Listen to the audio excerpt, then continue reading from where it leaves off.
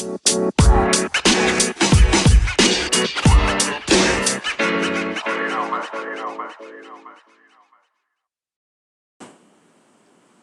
week post-delivery reactions.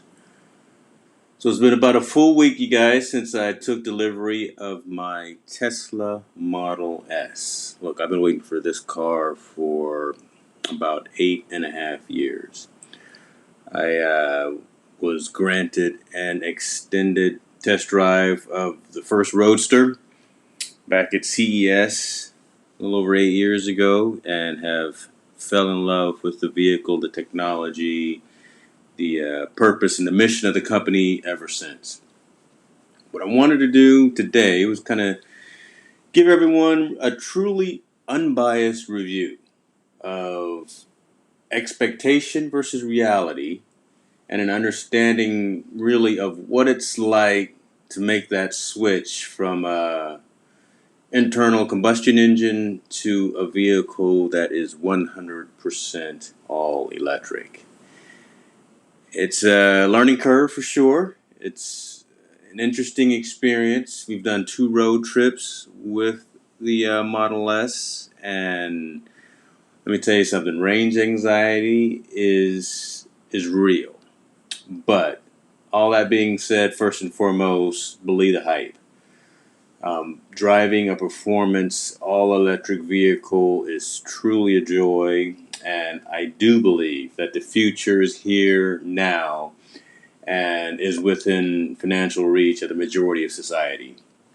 Now, I record this the same day that Porsche released and unveiled their Taycan,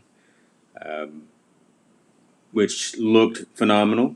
Great-looking vehicle. It's outside of the scope of something that I would purchase at this particular time. I believe the starting price was around $185,000. But all that being said, the momentum that's happening out there in the automotive industry, that more and more major manufacturers, Ford, Porsche, Hyundai,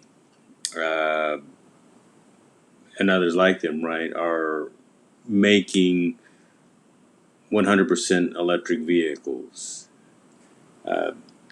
Tesla is really the foundation of all that, being able to create a vehicle that looks good, performs good, is reliable, and is really meeting the needs and the wants and desires of a lot of folks that are in car buying mode at this particular time. So another thing I guess I want to say is, I'm used to be more active on Twitter, but lately I haven't been as active. I tend to send out more rant tweets, and I sent a tweet to Mr. Elon Musk himself stating that, I quote and say, "The product is awesome, however, the acquisition process is brutal," end quote. And what I mean by this is that Tesla is definitely, and I believe consciously, trying to be the Apple of the car industry. You know what I mean by that, right? I mean, they've always been perceived as a unique and kind of status symbol with Apple products. You kind of get what you pay for when you drop a ton of cash on a MacBook or an iPhone versus a comparable Windows laptop or an Android phone. And I really believe that's kind of the same experience aura that Tesla is trying to prevail as well with their online ordering. Their dealerships are not dealerships, they're showrooms. You walk in, and most of the time folks are smiling. There's really not a lot of pressure in terms of buying at the showrooms, because they figure you're coming in, you're already either one, aware of most of the technology, or you're just coming in because you're curious about the technology. And the fact that you can go home, log on to Tesla.com, drop $2,500 on your credit card to hold a vehicle after you find one, that starts the process.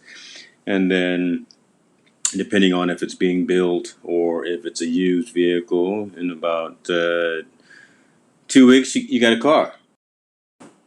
However, in actual practice, it's a pain. Financing with Tesla is currently in flux. There was an option to use Tesla financing. Now I'm hearing that they're halting that ability, so third-party financing or outright cash payment is required. Who knows? That may change because, again, in the time that I've taken delivery of my vehicle and the time that I'm recording this, Tesla now has Tesla insurance. And I'll say that for another episode, but yes, I signed up for that, and so far so good. But I gave you a little more insight on my experience with that.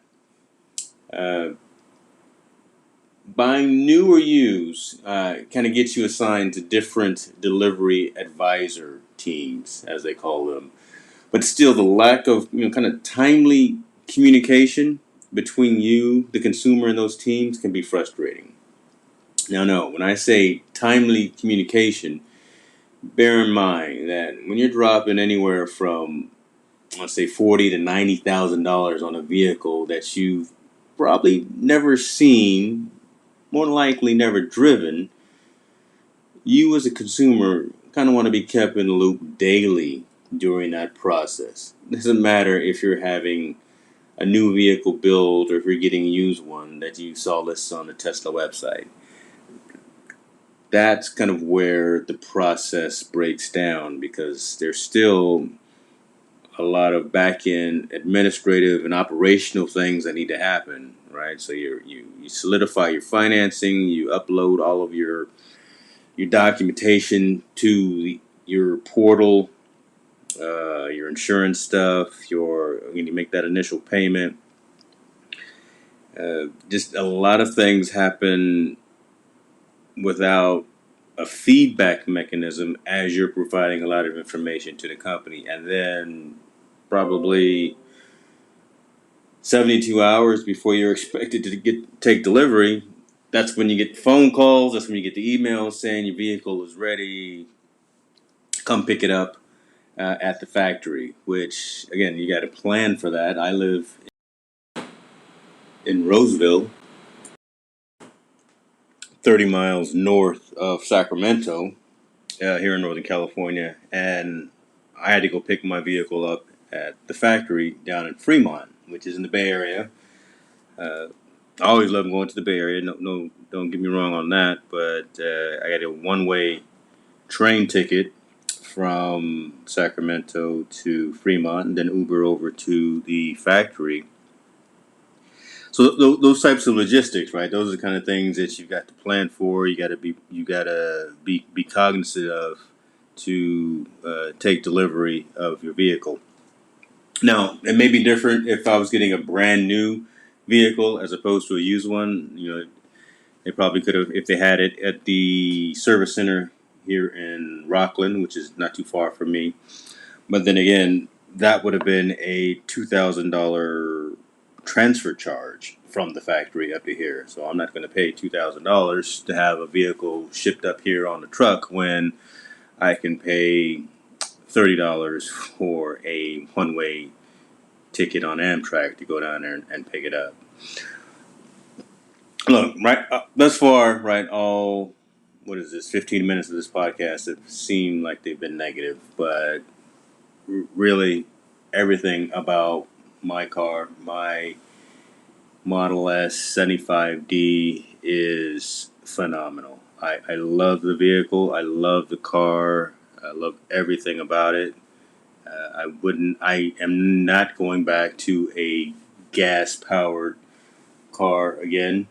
At least I don't foresee it in my near future.